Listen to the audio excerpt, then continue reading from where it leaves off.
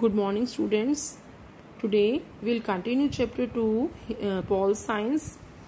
तो कल हमने पढ़ा था जिम्बाब्वे के बारे में बेटा, समझ आ गया कि जिम्बाब्वे किस तरीके से इंडिपेंडेंट हुआ था और जानो पीएफ पार्टी थी उस समय की, उसमें रॉबर्ट मुगेबे जो था वो लीडर बना था इंडिपेंडेंट कराने के लिए जिम्बाब्वे को, और बाद में वो खुद ही प्रेसिडेंट बन गया और किस तरीके से जबरदस्ती वो अमेंडमेंट करता गया कॉन्स्टिट्यूशन के अंदर और अपनी पावर्स को इंक्रीज करता गया था। ठीक है, तो वहां की जो अपोजिशन थी उसको भी कोई हक नहीं था कि उसके बारे में कोई भी डिसीजन वो सामने रख सके या उसका अपोज कर सके। एटलीस्ट जो वहां का मीडिया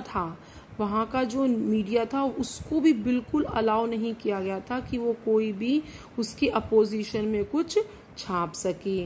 और अगर कोई मीडिया वाला वहां पर ऐसा करता भी था बेटा तो उसको बहुत बड़ी सजा दी जाती थी गवर्नमेंट के थ्रू, क्योंकि जो गवर्नमेंट थी वो सिर्फ अपने अकॉर्डिंग चल रही थी, अकाउंटेबल नहीं थी, लोगों के लिए जिम्मेदार नहीं थी। मीडिया को भी वो फोर्स करती थी कि जो वो चाहती है वही छापे, और पॉलिटिकल उस गवर्नमेंट में अपोजिशन का कोई रोल नहीं था। वहां के जो लोग थे वो अपनी सोच को फ्री नहीं कर पा रहे थे, इट्स मीन फ्री, वो बिल्कुल आजाद नहीं थे कि वो अपने लिए कुछ सोच सके, कोई नेता चुनकर सामने लेके आ सके। तो क्या हुआ कि वहां की जो जिम्बाब्वे की गवर्नमेंट थी वो करप्ट बनती चली गई। तो और कोई भी जो व्यक्ति होता है वो डेमोक्रेटिक जो फॉर्म होती है उसी को ही एंजॉय करना चाहता है, क्योंकि सिर्फ डेमोक्रेटिक एक जो फॉर्म है गवर्नमेंट का उसी के अंदर ऐसा होता है कि सभी लोग इक्वल होते हैं, आइज ऑफ लॉ, कानून के सामने सभी लोग इक्वल होते हैं। एक डेमोक्रेटिक ही एक ऐसा फॉर्म है। ओके बेटा, तो क्या था वहां पे में आप देख रहे हैं कि जो democratic can not do what ever it likes. जो लोग क्यों पसंद करते हैं डेमोक्रेटिक रूल को, क्योंकि डेमोक्रेटिक में जितने भी ऑफिसर्स होते हैं या फिर कोई भी कॉन्स्टिट्यूशन बनाया जाता है, कोई भी पॉलिसी बनाई जाती है, इसके अंदर क्या होता है कि कोई भी व्यक्ति गवर्नमेंट का ऐसा नहीं कर सकता कि जो वो चाहता है, ऐसा बिल्कुल नहीं कर सकता। वो कैसे काम करता है, वो सबका ध्यान रखता है, सबको इक्वल राइट मिले, सबको कानून की नजरों के सामने सब समान होने चाहिए। जो भी बेसिक रूल्स होते हैं कॉन्स्टिट्यूशन के उसके अंडर में आकर वो काम कर सकता है, क्योंकि उसके ऊपर खुद ही लिमिटेड होती हैं जो पावर्स होती हैं, उसके ऊपर जिम्मेदारी होती है, वो अकाउंटेबल होता है लोगों के लिए। तो इसलिए ना वो अपनी मर्जी से वो काम नहीं कर सकता जो उसको खुद को पसंद होता है, वो काम करता है जिसके पीछे बाउंडेशन कॉन्स्टिट्यूशन में बनी हुई होती है। वो कॉन्स्टिट्यूशन के बाहर जाकर कोई भी अपनी मर्जी से काम नहीं कर सकता है। तो इसलिए भी डेमोक्रेटिक जो फॉर्म होती है वो बहुत अच्छी मानी गई है। इससे हमारा फोर्थ फीचर निकल कर आता है, कौन सा? A democratic government rules with in limits set bye constitution. जो गवर्नमेंट रूल्स है ना, जो गवर्नमेंट के जो शासन चलता है गवर्नमेंट का डेमोक्रेटिक फॉर्म में, वो किस में चलता है? कॉन्स्टिट्यूशन की लिमिट में चलता है। जो कॉन्स्टिट्यूशन में लिख दिया गया है उसी को ही वो फॉलो करेंगे, उसी की लिमिटेशन में काम करेंगे। और दूसरा क्या है कि जो सिटीजन्स राइट होते हैं उनका भी ध्यान पूरी तरीके से रखा जाता है। नेक्स्ट टॉपिक है बेटा आपका समरी डेफिनेशन। हमने सबसे पहले इसकी समरी पढ़ी थी ना, democracy is a form of government in which the rulers are elected by the people. अब इसको यहाँ ब्रीफ करके बताया गया है बेटा।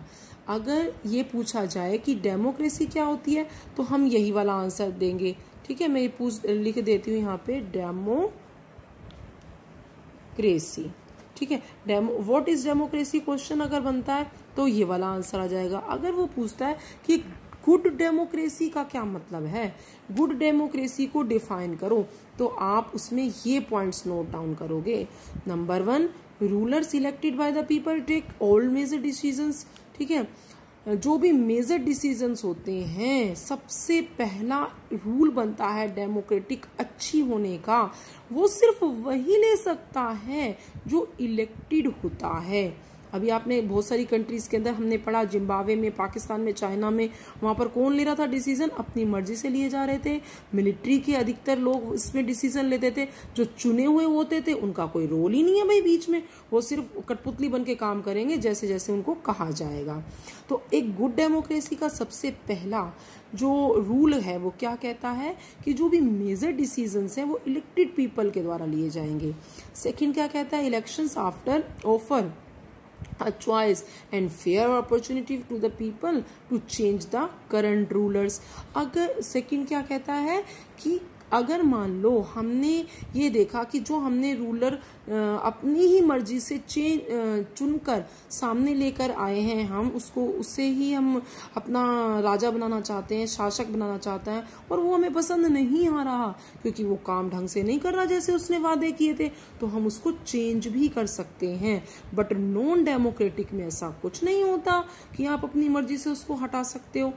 ठीक है। नेक्स्ट पॉइंट कहता है this choice and opportunity is available to all the people on an equal basis. सभी लोगों को बिल्कुल बराबर का अधिकार दिया जाता है अपनी लीडरशिप को, अपने लीडर को चुनने के लिए। नेक्स्ट क्या कहता है? The exercise of this choice leads to a government limited by basic rules of the constitution and citizens right. वो जो भी रूल बनाएंगे, जो इलेक्टेड लीडर्स हैं, वो जो भी रूल बनाएंगे वो कॉन्स्टिट्यूशन के दायरे में रहकर बनाएंगे, कॉन्स्टिट्यूशन को ध्यान में रखकर बनाएंगे। जो लिखा हुआ है कॉन्स्टिट्यूशन में उसको बिल्कुल नजरअंदाज नहीं कर सकते, और साथ ही साथ सिटीजन्स राइट का भी ध्यान रखेंगे जो नियम बनाएंगे, क्योंकि अगर वो नियम बना रहे हैं और सिटीजन्स के खिलाफ हो रहा है तो वो भी मान्य नहीं होगा। तो जहां ये चार फीचर्स डेमोक्रेटिक गवर्नमेंट के मान्य होते हैं, माने जाते हैं, वहां पर अत्याचार कम होते हैं, लोगों का ध्यान ज्यादा रखा जाता है, उनके बेटर फ्यूचर के लिए ज्यादा सोचा जाता है। ओके बेटा।